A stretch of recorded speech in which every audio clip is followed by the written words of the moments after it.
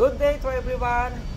I'd like to share with you the knowledge about the 24 volts low insulation systems, the battery charger on ships, and the voltage monitor for our radio and communication batteries, GMDSS, and general use batteries. Please subscribe, like, and share. Thank you. Hello everyone, what I have here is the connection diagram of our earth monitoring circuits. This connection diagram of our earth monitoring circuits has the power supply from the fuse, and this power supply are supplying going to my insulation resistance box M4A and our low insulation indicators. From here you can find also the two lamps for the P for the positive terminal and N for the negative terminal. In order for us to work this earth monitor low resistance to ground, we need to connect it according on the diagram, and we need also to connect properly the earth monitor test push button. From here you will find positive going to the I terminal and the negative going to the H terminal of my M4A low insulation resistance box. Then a terminal A, one of the M1 low resistance indicators, and D is going to the terminal 2 of my low resistance indicators. On the A terminal, there is a black color wire. This black color wire means negative, and here on D have red color wire having a positive. As you observe the connection, this negative is going to the positive and this negative is going to the positive, meaning this is connected in series so that a certain amount of current will circulate on this two wire when the G terminal to ground is detected a low insulation resistance from cable or wire to ground. Positive going to 9 and negative going to 10 are the 24 volt supply for my low resistance indicators, so that when a certain milliampere value current is flowing around here, this supply will trigger the relay alarm, from which the 4 is the common, 4 and 5 is a normally contact, and 4 and 3 is the normally open contact. When this contact 4 and 5 open, two wire going on the terminal box TB1, wire connected here going to the engine control room, will activate a 24 volts BSB low insulation alarm. So that, as you can find here, AL1 and AL2 contact is normally close contact. At normal insulation resistance values measured between cable to ground and become open, meaning this 4 and 5 is the terminal connection on the 4 and 5. If insulation resistance to ground is less than 0.01 mega ohms or 10,000 ohms, the 24 volts BSB low insulation comes and be activated at the engine control room. By pushing this switch, meaning you need to test if your low insulation resistance earth monitor is functioning well.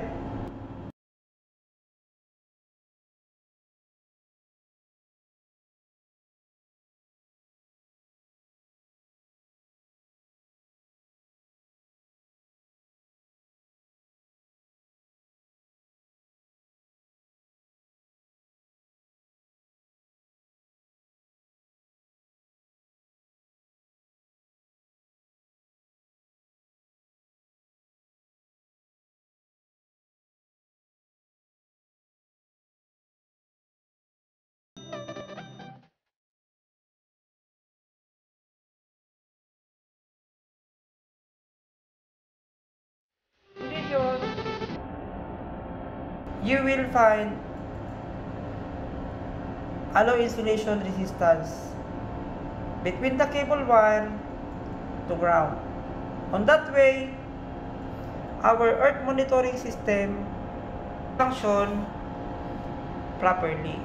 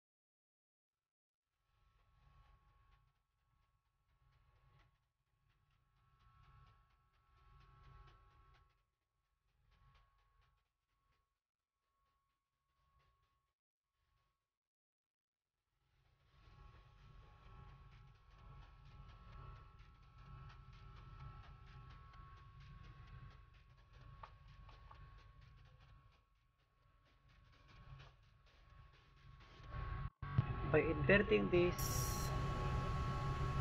make this normally open and this is a normally closed.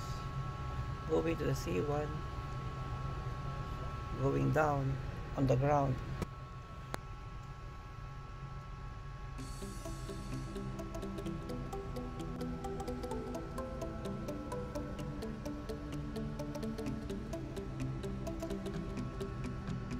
Ay 1116 BSB DC 24 volts insulation, low insulation, normal, low insulation 813, normal 817, low. We are going to check now the time.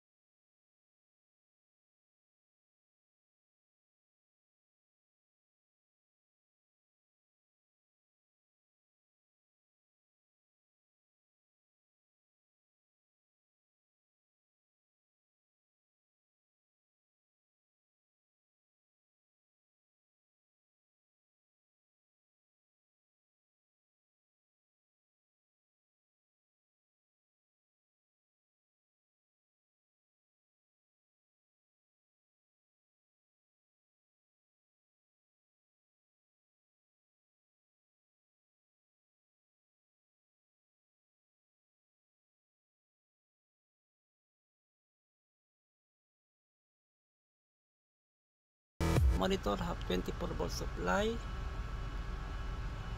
This is my low insulation input, this C7 and C8 from this input module accessory box, C7 C8, and this is my terminal 4 and 3, 4, 5. This terminal 3, 4, 5 having terminal connection. 4 is the common, 4 and 5 is normally closed, and 4 and 3 is normally open. A common contact is the terminal 4. I'm going to put on the insulation value, and you will find that this 4 and 5 is, you see, this terminal 4 and 5 is normally closed contact, 3 is normally open contact. This become open, so this is normally open. This means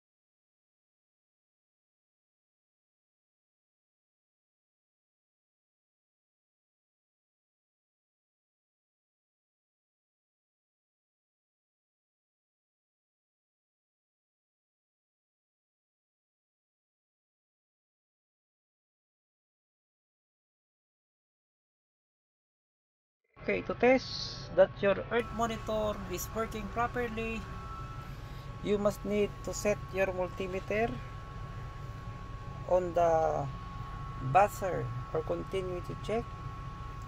The black probe must be connected on the ground. As you can see, this will deflect,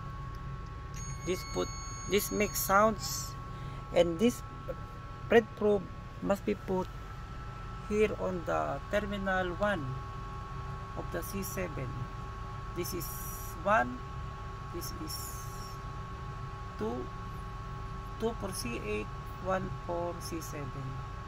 Once I make it, you will find a sounds. You see, means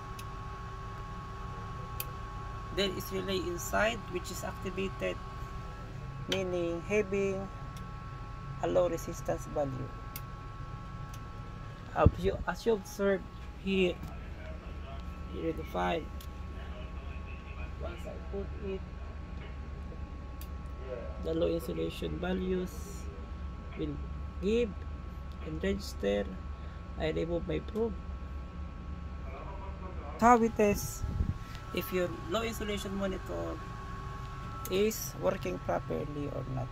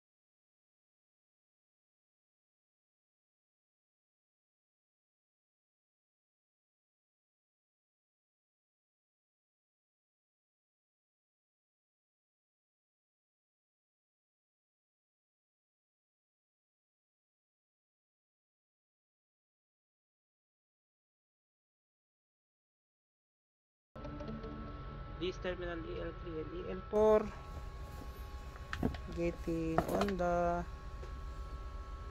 this SB1. If this is open,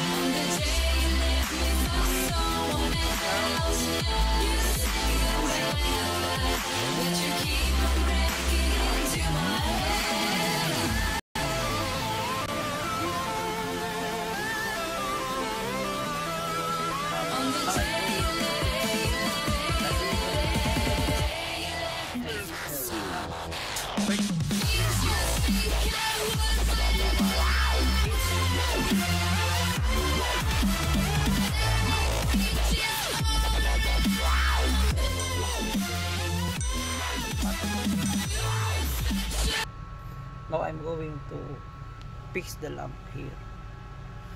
If this is balanced, having the same voltage, this low insulation value monitor will show infinite values. If there is difference in between, this will give deflection, meaning have low insulation. 0.01 mega ohms, we are going to set it by 0.01 mega ohms. 0.01 mega ohms, I put here 0.01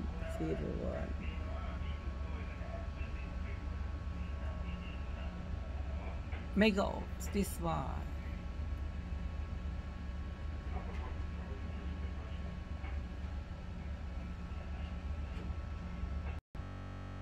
C7. Now I have 1784 ohms. I put on C7 this 1784 ohms. From here you will find monitor coming.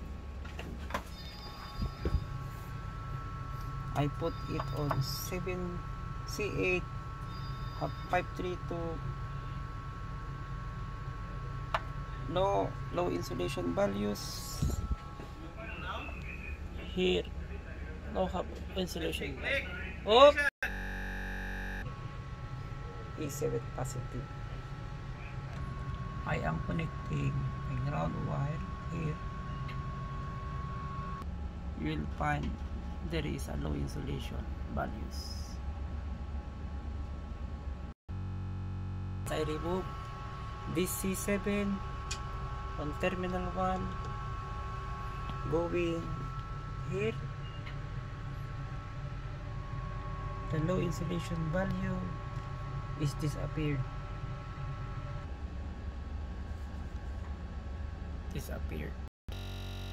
Just interchange the connection of this.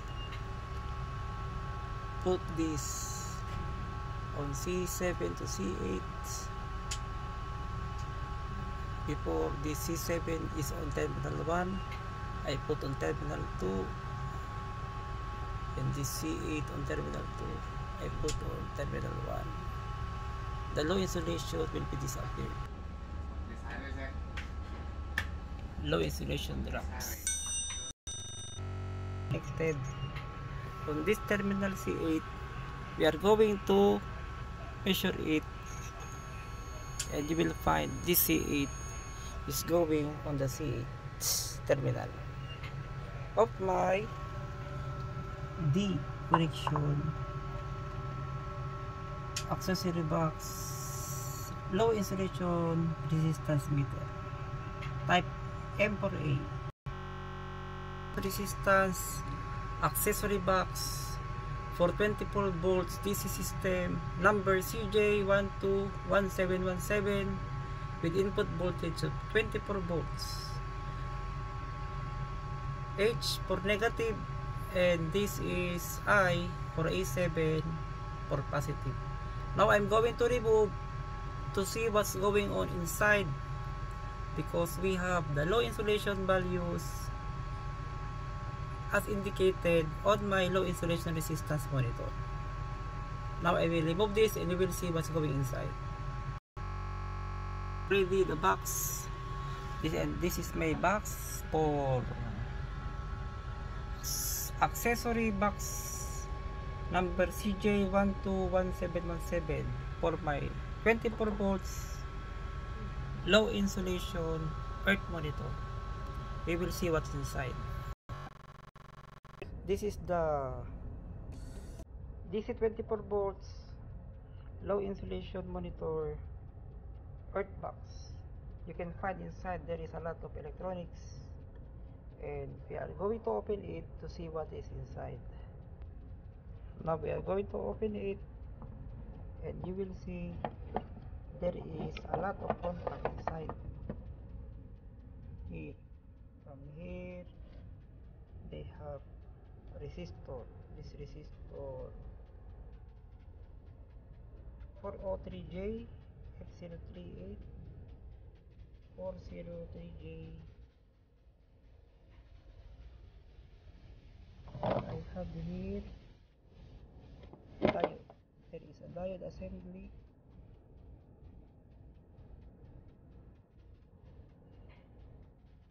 And here I have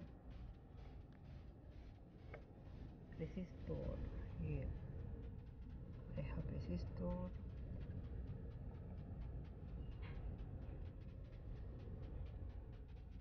elector, and also here RWT. This is resistor RW70 403. They are connected in series. This red going here, this here, this here, this here, this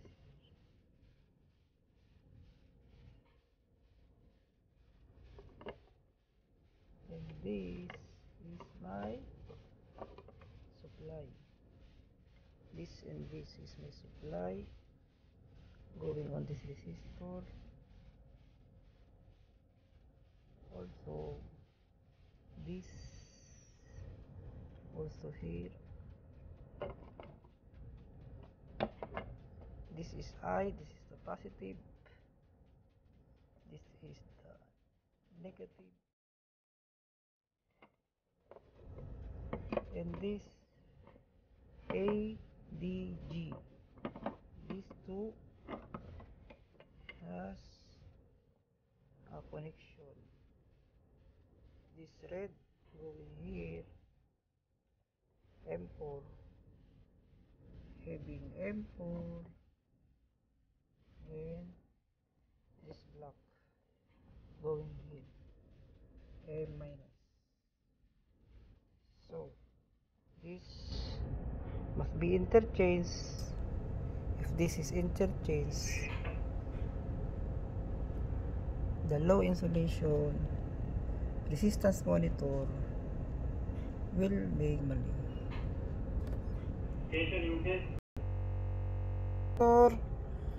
This F830403J has 1.0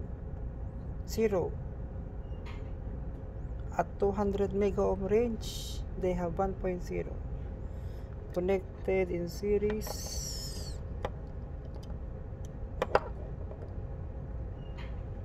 Now having 1.0 again connected in series here. Now we have 3 resistors. I have 1.1 ohms having 3 resistors. Courage This is 1.1. I have 4 resistor, 1, 2, 3, 4. I have 1.1 mega ohms, 200 mega ohms range. As you would see here, I have 1.2 at 200 mega ohm range. This is, I put red probe on the black and black probe on the red. I have 1.2 ohms. Once I interchange the connection, black probe on the black and red probe on the red, I don't have any resistance values. That's why my low connected inside. As you will see here, there is a diode, 4 diodes, and one yellow color 47 plus or minus 10%. This is a capacitor. The problem is they interchange the positive and negative connection between terminal number D. As you can take a look here, everything looks original. Only on the diagram they are mistype the number code and markings. Good. This must be pressed. The earth monitor now is working good. These two lamp will, the P and the P will disappear, the N will be remain, and this will deflect. This is the earth lamp monitor.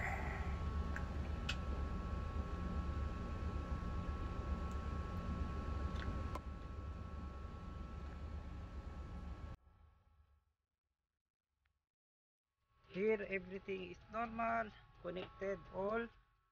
This M1 is good. This ELN, this ELN, ELP. This is the push button switch, ELS. This is my M4A